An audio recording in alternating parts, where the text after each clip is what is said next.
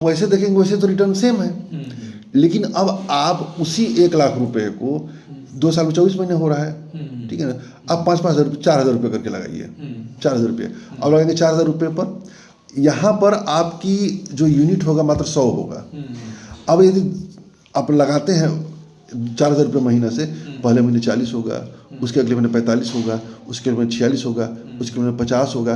5 पर आते आते मान लीजिए कि आपका मतलब कुल मिला के ये जो रेंज जा रहा है, 2 महीना आते आते यहाँ पर आपकी यूनिट मात्र आप यहाँ पर 1,000 यूनिट है, यहाँ आते आते आपकी यूनिट मान चलो कि 2,000 रुपये हो गया, सॉरी 2,000 यूनिट हो गया। अब 10 का 2,000 गुणा करेंगे तो 2 लाख वैल्यू होगी। जब मार्केट फ्लक्चुएट करता है तो उसमें SIP बेस्ड होता है। जब मार्केट एक तरफ जाता है, ठीक है ना, तब एक मुश्त रकम फायदा देता है। अच्छा, तो हम जब एग्जांपल ले रहे हैं वो केवल बढ़ने का एग्जांपल ले रहे हैं। मार्केट फ्लक्चुएट होता है ना। मार्केट देखिए कहा जाता है कि मार्केट जो है, जिंदगी हो या मार्केट, हमेशा ये ऊपर जाएगा, ठीक है ना, हमेशा ऊपर। लेकिन ऊपर जब जाता है तो ऊपर ये अप डाउन करके जाता है। अब ऐसा नहीं है कि 2026 में कोई शेयर 100 रुपया है तो 2027 में भी 110 रुपये का होगा, 2028 में 120 रुपये का होगा, 2029 ऐसे नहीं होगा। अब 100 रुपया है हो जाए तो 80 रुपये हो जाए, उसके अगले साल मान चलेगा कि 120 रुपये हो जाए, उसके अगले महीने मान चलेगा फिर 90 रुपये हो जाए। तो ये फ्लक्चुएट करता रहता है। लेकिन ओवरऑल जब जहाँ से शुरुआत किया है वहाँ से और लास्ट का आप पॉइंट मिलाएंगे तो ये ऊपर जाता हुआ रहता है। ऐसे होता है इसमें। तो SIP बेस्ट है। उसके पीछे कारण है। पहला कारण है कि आप रकम छोटा छोटा करके लगा रहे हैं, पहला चीज। दूसरा फायदा है कि मार्केट जो अप डाउन हो रहा है उसका आपको फायदा मिल रहा है। जब मार्केट गिरता है तो आपको यूनिट ज़्यादा मिलती है, ठीक है ना। तीसरा चीज़ क्या होता है कि आपका जोखिम जो होता है ना, रिस्क कम हो जाता है और लॉन्ग टर्म में रिटर्न आपका अच्छा मिलता है। एक रफ हम आइडिया बताते हैं कि यदि आप 1,000 रुपये की एक SIP करते हैं तो 5 साल में 60,000 रुपये जमा होता है। यदि वही RD होता है तो उसकी वैल्यू लगभग होती है 62,000 के आसपास। ठीक, नहीं सॉरी, 72,000 के आसपास, 72,000 के आसपास। यदि आप SIP करते हैं तो उसकी वैल्यू लगभग 80,000 से लेकर के 1 लाख के बीच में रहेगी, ठीक है। तो वो फ्लक्चुएट करता है ना। यदि आपने 10 साल चला दिया, 10 साल यदि चलाते हैं तो RD की वैल्यू लगभग 1.5 लाख के आसपास होगी। मैं 1.5 लाख बहुत ज़्यादा बता रहा हूँ, 1.5 लाख से कम ही होगा, 1.5 लाख होगी। यदि आप SIP करते हैं तो उसकी वैल्यू 2 लाख से लेकर के 3 लाख के बीच में होगी। मतलब जैसे जैसे ड्यूरेशन बड़ा होता जाता है SIP बहुत बड़ा रकम होता है। और एक रिटर्न जैसे हम बात करें कि FD का रिटर्न जैसे ऐसे चलता है, ठीक है। SIP का रिटर्न थोड़ा सा ऊपर चलेगा, लेकिन जैसे जैसे समझ जाएगा कि दोनों के बीच में गैप होता जाएगा और 5 साल 6 साल बाद या 5 साल बाद 10 साल 12 साल बाद गैप इतना बड़ा हो जाएगा कि उस गैप को कभी भी जो परंपरागत निवेश साधन है उसको भर नहीं पाता है। अच्छा, एक और मतलब लॉजिकल क्वेश्चन है उसमें ये कि अगर SIP बढ़िया चीज होता तो जो भी लोग हैं वो SIP को प्रमोट नहीं, जैसे चारों तरफ एकदम सब से यही कहा जाता है कि मिडिल क्लास क्या करे तो SIP करे, तो उस चीज को इतना प्रमोट नहीं किया जा सकता क्योंकि जो मतलब वो हैं बड़े इन्वेस्टर्स हैं या बड़ी कंपनियां हैं, वो क्यों चाहेंगे कि सब लोग धनी हो जाएं? क्यों? वो तो पैसा उनका बिजनेस बढ़ता है, वो तो चाहती है धनी हो जाए। कौन कहता है नहीं धनी हो जाए? मतलब वो ऐसा हर म्यूचुअल फंड चाहता है कि हमारे यहाँ जैसे पैसा लाए उनको हम रिटर्न दे देते। नहीं, वो पैसा आपसे चाह रहा है ना, लेकिन वो ये तो चाह नहीं रहा कि आप अमीर हों। क्यों? आपसे आखिर जो रिटर्न बनता है वो तो आप ही को तो मिलता है। रिटर्न वो अपने घर थोड़े लेके जाता है। नहीं, जैसे वही ने बताया कि जैसे 10 रुपए है, 20 हुआ तो वो दिखाएगा कि 100% हमारा ठीक है, रहा साल भर का। लेकिन आपका क्या हुआ कि वो 10 लेकिन आपको जो एक्चुअल रिटर्न मिला वो तो 100% रहा नहीं, वो 20-25 में अटक गया। आप ये भी तो देखिए, आप एक मुश्त पैसा भी तो नहीं जमा कर रहे हैं। आप उसमें देखिए कि आप एक मुश्त पैसा नहीं जमा कर रहे हैं, स्लोली पैसा जमा कर रहे हैं और आपको एक विश्वास है कि हम धीरे धीरे पैसा जमा कर रहे हैं। SIP में पैसा लगने से आदमी को विश्वास होता है कि हम पैसा जमा कर रहे हैं। एक साइकोलॉजिकल इफेक्ट आता है। एक मुश्त रकम में पैसा लगाने पर आदमी लगाता है कि पैसा लगा रहे हैं, उसको दूसरे दिन से चेक करना शुरू करता है। SIP में आदमी चेक नहीं करता है। ये भी है। तो विश्वास होता है, रिस्क कम होता है, रिटर्न अच्छा मिलता है। SIP is best. चाहे वो आप SIP, चाहे आप डायरेक्ट स्टॉक में करते हो, चाहे म्यूचुअल फंड में करते हो। म्यूचुअल फंड जिनको कम जानकारी है या जिनको नहीं जानकारी है, अच्छा रिटर्न लेना चाहते हो तो वो SIP के थ्रू जाए। जिनको रिटर्न मतलब जिसको मार्केट की थोड़ी बहुत समझ है वो डायरेक्ट स्टॉक लगावें। स्टॉक, डायरेक्ट स्टॉक बेहतर है SIP से, म्यूचुअल फंड से। हाँ नहीं वो तो है, लेकिन डायरेक्ट स्टॉक में आप नहीं जान रहे हैं कि क्या होगा उसका, वो क्या फ्यूचर होगा आप उसको समझिए ना। हाँ। ये कहते हैं कि सांप बिच्छू का मंत्र जाने नहीं, सांप के बिल में हाथ डाल दे। हाँ। ये कहावत है ना। हाँ। तो आप बिच्छू का सांप का मंत्र जानिए। हाँ। मंत्र होता है, देखिए होता क्या है, देखिए सबसे बड़ी चीज जानते हैं क्या होता है कि सबसे पहले पैसा जो बनता है ना दिमाग में बनता है, ठीक है ना। जब तक दिमाग में पैसा नहीं बनेगा तब तक फिजिकल रूप में पैसा नहीं बनेगा। तो सबसे पहले बिलीव करिए कि हाँ मार्केट में पैसा बनता है, ठीक है।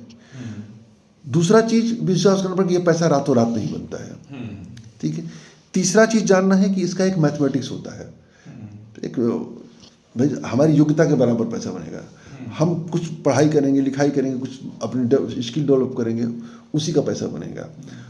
तो अब फिर उसके बाद धैर्य चाहिए कि उसको होल्ड करने का, कि भाई आप जो पैसा आज 1 लाख रुपया लगा रहे हैं वो 1 करोड़ होगा, वो बिलीव आपके अंदर पैदा होना चाहिए कि हम वो पैसा बना सकते हैं। ये सब चीज़ें होंगी तो कुछ क्राइटेरिया होता है बिजनेस को पहचानने का, उस क्राइटेरिया को डेवलप करिए, आपका भी पैसा नहीं डूबेगा। आप 10 स्टॉक पैसा लगाते हैं, सबके साथ होता है, 10 स्टॉक में से 7-8 स्टॉक अच्छे जाते हैं, 1-2 स्टॉक घटिया मतलब घटिया चले जाते हैं, सबका साथ होता है। लेकिन जो स्टॉक बढ़ते हैं ना इतना ज़्यादा रिटर्न दे देते हैं कि आपको उसकी ज़रूरत नहीं पड़ती है। यदि आपको मार्केट की समझ नहीं है तो मैंने पहले ही दिन आपसे कहा था कि आप जो प्रोडक्ट यूज करते हैं ना, जिसकी सर्विस यूज करते सिर्फ उसका पैसा, उसी में पैसा लगाइए और उसमें पैसा बार बार लगाइए, एक बार कभी मत लगाइए। आप महीने का एक बजट डिसाइड कर लीजिए, वो 4,000 हो, 5,000 हो, 10,000 हो, जितना आपको चाहे उतना बजट हो, चाहे 1,000 रुपया हो। आप अपने पसंदीदा स्टॉक चुनिए, जैसे जिस भी आपके बैंक में अकाउंट हो, किस बैंक में अकाउंट, केनरा बैंक में है, केनरा बैंक का शेयर लेना शुरू कर दीजिए, ठीक है। ये पेंट किस कंपनी का है, बर्जर का है चाहे एशियन का शेयर लेना शुरू कर दीजिए। आप घड़ी किस कंपनी का पहने, देखिए मैं पहना हूँ, देखिए टाइटन का पहना हूँ, टाइटन का शेयर लेना शुरू कर दीजिए। जूता किस कंपनी का पहनते हैं, बाटा का या ये रिलैक्सो का पहनते हैं, बाटा का शेयर लेना शुरू कर दीजिए। गाड़ी कौन सी आप रखे हैं, हीरो होंडा रखे होंगे, बजाज रखे होंगे, बजाज का शेयर लेना शुरू कर दीजिए। TVS का शेयर लेना शुरू कर दीजिए। पेट्रोल कहाँ डलवाते हैं, इंडियन ऑयल में डलवाते हैं, भारत पेट्रोलियम डलवाते हैं। सिलेंडर आपके पास किसका है, इंडियन ऑयल का, भारत का है, जो है आपके पास वही शेयर लेना शुरू कर दीजिए। इस तरह से क्या होगा ना कि आपको विश्वास होगा। पहली चीज तो है कि जिस कंपनी का मैं प्रोडक्ट यूज कर रहा हूँ वो प्रोडक्ट बहुत बेहतरीन है, तभी मैं यूज कर रहा हूँ। दूसरी चीज कि हमको देखना है कि क्या उस प्रोडक्ट को मैं दूसरे को रिकमेंड कर रहा हूँ। यदि रिकमेंड कर सकता हूँ तो फिर आप उस कंपनी का शेयर लेना शुरू कर दीजिए। जैसे एक पढ़ रहे थे, वो कह रहा था कि कोलगेट आज से 10% कोलगेट के शेयर में पैसा लगाना प्रॉफिटेबल था, क्योंकि उसका मार्केट एक्सपेंड हो रहा था। अभी मतलब ये कंडीशन है कि मार्केट सैचुरेट है, क्योंकि सब लोग यूज कर रहे हैं, सब लोग यूज कर रहे हैं, तो उससे ज़्यादा उसको स्कोप है ही नहीं, तो उसमें पैसे लगाने का बहुत प्रॉफिट मिलेगा ही नहीं। आपका पहले बताइए कि अपने देश की जनसंख्या कितनी है, 140 करोड़ है, 140 करोड़, और अभी भी जनसंख्या दर लगभग 1.9% है, चल रहा है। 1.9% जनसंख्या दर मतलब कि एक आदमी औसतन 1.9 लगभग 2 बच्चे पैदा कर रहे हैं, ठीक है ना। यही एक मैं जब पढ़ा था तब, क्या अभी क्या है मुझे नहीं पता है। चलिए एक आदमी 2 बच्चे पैदा कर रहा है तो 140 करोड़ जनसंख्या है, तो यदि फैमिली आवाज लेंगे तो कम से कम 50 करोड़ तो फैमिली, 30-40 करोड़ फैमिली तो होगी ना। अब 30 करोड़ में हर साल 2 बच्चे पैदा आ रहे हैं, हर साल हम ऑस्ट्रेलिया पैदा हो रहे हैं ना, एक ऑस्ट्रेलिया बन जाते हैं ना, उस ऑस्ट्रेलिया के लिए कहाँ से सामान आएगा, यहीं से सामान आएगा ना। भारत में इतना जनसंख्या है, इतना कैपेसिटी है कि कुछ भी नहीं कर तब भी 10-12% का ग्रोथ देता रहेगा, तो ये जान लीजिए। खाने पीने वाली चीज़। और दूसरी चीज़ की कोलगेट जो है FMCG है, फास्ट मूविंग कंज्यूमर गुड, और ये कंपनियां जो बहुत भर भर के डिविडेंड देती हैं, तो जिनको डिविडेंड देना होता है वो कोलगेट पर पैसा लगाता है। जिसको स्टेबल रिटर्न चाहिए वो कोलगेट पैसा लगाता है। कोलगेट हो गया, जिलेट हो गया, आपका ब्रिटानिया हो गया, फिर आपका ये HUL हो गया। एग्जांपल देखिए, ये कह रहा था ना कि इनका मार्केट अब सैचुरेट है। ऐसा कुछ नहीं, सैचुरेटेड कुछ नहीं है। वो कंपनियां जब सैचुरेट होती है तो फिर कुछ नए प्रोडक्ट लॉन्च करती है। भाई अल्टीमेटली तो कंपनियों को भी तो आगे बढ़ना है ना, वो तो शिथिल रहेगी नहीं, रुकेंगी नहीं, तो फिर कैसे विश्वास करते हैं। कोई और एक और मेरा प्रश्न का उत्तर बताइए कि सबसे उच्चतम पॉइंट, सबसे यदि हम आपसे कहें कि सबसे बड़ी संख्या क्या होगी, तो सबसे बड़ी संख्या क्या होती है बताएंगे? तो उसका तो कोई लिमिट नहीं है। सबसे छोटी संख्या उसका है जीरो हो कहेंगे या जीरो कहेंगे ना। तो जैसे रिलायंस इंडस्ट्री का मार्केट कैपिटल 25 लाख करोड़ के आसपास चल रहा है, ऊपर चल रहा है, 25 लाख करोड़। अब देखना पड़ेगा, इधर मैं आंकड़े नहीं देख रहा हूँ। अब सबसे बड़ी कंपनी है, कुछ लोग कहते हैं इतना हाथी हो गया है, बहुत बड़ी कंपनी हो गई है। लेकिन क्या अब जैसे रिलायंस इंडस्ट्री इतना पहुंच गई, तो अब इसकी तुलना टीसीएस, रिलायंस, अब दुनिया की जो दूसरी कंपनियां, बड़ी कंपनियां हैं, अब उससे तुलना करिए तो देखिए अरे ह्यूज गैप है अभी इसके अंदर। ठीक है ना। और कंपनी मैनेजमेंट एग्रेसिव है, तो पैसा जब भी लगाइए अच्छा मैनेजमेंट तलाशिए, कौन सा मैनेजमेंट है उस पर पैसा लगाइए, और मैनेजमेंट आपको मिल जाएंगे। सीधी बात है कि जिस कंपनी का प्रोडक्ट यूज कर रहे हैं, पहली चीज प्रोडक्ट अच्छे हैं, दूसरी चीज तीसरे को बता सकते हैं, ठीक है। चौथा चीज उसकी सर्विसेज अच्छी है, मतलब जैसे एयरटेल की बात है, मेरा कई 5-6 दिन से मेरा इंटरनेट कटा हुआ, तो मुझे पता ही नहीं, क्योंकि मेरा जियो भी है, वो भी लगा हुआ है, मुझे ध्यान ही नहीं था। बच्चे ने बताया कि एयरटेल की सर्विस खराब, कोई आ ही नहीं रहा इंटरनेट, मैं ध्यान ही नहीं रहा था। मैंने सुबह कंप्लेंट डाला, समय दिया कल का 11 तारीख को 12 बजे से लेकर के लड़का आएगा, ऐसे उन्होंने उसमें मैसेज आया। देख रहा हूँ 12 बजे एक लड़के का फ़ोन आ रहा है, तो वो जानकीपुरम से बोल रहा है कि भैया हमारे क्षेत्र में नहीं होता है, हम किसी और को रिकमेंड कर दे रहे हैं। वो यहाँ वाला आया, बना करके चला गया, तो इसकी सर्विस अच्छी है ना, तो मैं किसी को बताऊंगा एयरटेल को। तो इस तरह से हमको देखना है। कोई भी मॉल में जा रहे हैं, किसी दुकान पे जा रहे हैं, तत्काल उठा के देखिए इस कंपनी का प्रोडक्ट है, ठीक है ना, उस कंपनी क्या बनाती है। अपने क्यूरियोसिटी कहते हैं ना, जो जिज्ञासा बनाइए। कोई कंपनी आ रही है, सबसे पहले उठा गए, जैसे ये कहा है इनोवा है, इसमें मैन्युफैक्चरर होगा, कौन सा मैन्युफैक्चरर है, आप देखिए इसको, जाके गूगल पे डालिए, गूगल पे निकलता है। आज के डेट में ग्रुप हो गया है, चैट जीपीटी हो गया है, उस पर डालिए कि ये कंपनी मार्केट में लिस्ट है, वो कहेगा हाँ या ना कहेगा। यदि लिस्ट है, कब से लिस्ट है, अब तक कितना रिटर्न दी है, अब तक कितना प्रॉफिट बना रही है, क्या पिछले 10 साल में लगातार प्रॉफिट बना रही है, ठीक है, इसका प्रॉफिट परसेंट कितना है, आप देखिए। मतलब नॉर्मल तौर पर 8-10% के आसपास सबका होना चाहिए। कोई भी कंपनी 10% की दर से ग्रो करनी चाहिए। जैसे जो किसी भी देश की जो जीडीपी ग्रोथ रेट होती है, वो प्लस इन्फ्लेशन मिला लीजिए। जीडीपी ग्रोथ रेट अपने देश का 7-8% के आसपास चल रहा है, ठीक है ना, और इन्फ्लेशन 5-6% का वो ले लीजिए, तो 7-8% वो, 4-5% ये, 10-12%, यानी वो कंपनी जो 10-12% के दर से ग्रो कर रही है, ठीक है ना, उस कंपनी को आप उठा लीजिए 10-12% से ऊपर से। अब 10-12% किस में, 10-12% में उसकी सेल्स बढ़नी चाहिए, मतलब टर्नओवर बढ़ना चाहिए, 10-12% दर से उसका प्रॉफिट बढ़ना चाहिए, ठीक है ना। 10-12% से, मतलब ये सब चीज़ें जब देखेंगे ना, तो खुद आपका फिल्टर करके बाहर कर देगा, ये कंपनी ऐसे, बस बात खत्म। मतलब सीखिए, देखिए, जानिए, सीखिए। जब जितना जानने की कोशिश करेंगे उतना होगा। आप हमसे पूछिए, जितना मैं जानता हूँ बता दूंगा। एक और चीज वो था, जैसे कि हम ये कि म्यूचुअल फंड में ही एसआईपी किया जाए और शेयर मार्केट में एक मुश्त पैसा लगाने वाला नहीं, ऐसा कुछ नहीं है। एसआईपी कहीं भी करेंगे बेस्ट है। एसआईपी उसके लिए है जो मतलब मार्केट के फ्लक्चुएशन का लाभ लेना चाहता है, अप डाउन का, पहला चीज़ वो है। दूसरा चीज़, छोटी छोटी रकम लगाना चाहता है, उसके लिए एसआईपी है। यानी चाहे वो डायरेक्ट स्टॉक हो, चाहे म्यूचुअल फंड हो। तो आप जैसे हर महीने का 10,000 रुपये बजट बना लिए, तो हर महीने 10,000 रुपये, साल भर में आप 1,20,000 रुपये जमा कर दिए, ठीक है। अब 1,20,000 रुपये आपके पास ऐसा नहीं होगा, नहीं होगा ना, लेकिन 10,000 करके या 5,000 करके तो पैसा जमा किया जा सकता है ना। कहते हैं कि बूंद बूंद से घड़ा भरता है, तो उसमें बूंद से जो घड़ा भरता है, उसमें बूंद का आकार मायने नहीं रखता है, बूंद की निरंतरता मायने रखती है, ठीक है ना। छोटा बूंद होगा तो देर से भरेगा, बड़ा बूंद होगा तो जल्दी भरेगा। तो मतलब कि अगर स्टॉक में भी कर रहे हैं तो थोड़ा थोड़ा हमेशा जमा करें, हाँ, उसी कंपनी में विश्वास रखते हुए। किसी भी कंपनी को बार बार खरीदिए। एक बार देखिए, मार्केट की सफलता का एक और हुनर है, मतलब तरीका है कि न तो एक बार में पूरी खरीदारी करनी है, न तो एक बार में पूरी बिकवाली करनी है। जैसे कोई शेयर आप खरीद रहे हैं, प्रॉफिट हो गया 12-15% का, तो 12-15, जैसे शुरू में क्या होता है ना कि जब दिमाग तैयार नहीं होता है बड़े रिटर्न के लिए, तो जैसे 10-12% होता है ना, कीड़ा काटने लगता है। हाँ, बेचो बेचो बेचो बेचो बेचो बेचो, अच्छा, क्योंकि वो रिटर्न दिमाग में नहीं बना होता है, घबराहट होता है, गिर जाएगा गिर जाएगा गिर जाएगा। तो बेचिए तो आधा बेचिए, 50% बेचिए, 30% बेचिए, मतलब किस्तों में बेचिए। और जहां से आप बेचते हैं मान लो मार्केट साला और बढ़ गया उस शेयर, और फिर हाथ मलते रहते हैं। हाँ, सही बात है।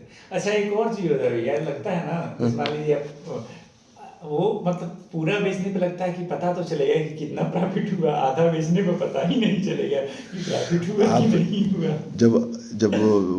जब साल भर बाद आप उसे प्रॉफिट लॉस का आंकड़ा निकालेंगे ना, उसमें दिखाता है हर उसमें ब्रोकर में, तो आपका पूरा निकल के आएगा कितना प्रॉफिट कितना लॉस हुआ है। तो करिए, बिंदास होके करिए, घबराइए मत, बहुत मजा आएगा, बहुत मजा आएगा। नहीं, ये आप सही, ये एक ऐसा जगह है ना जहाँ आपको रोज सीखना है। कभी यहाँ पे रिटायरमेंट नहीं है। ये आपका घर का काम है। जिस दिन मन करे उस दिन दुकान खोलिए, जिस दिन मन करे दुकान बंद।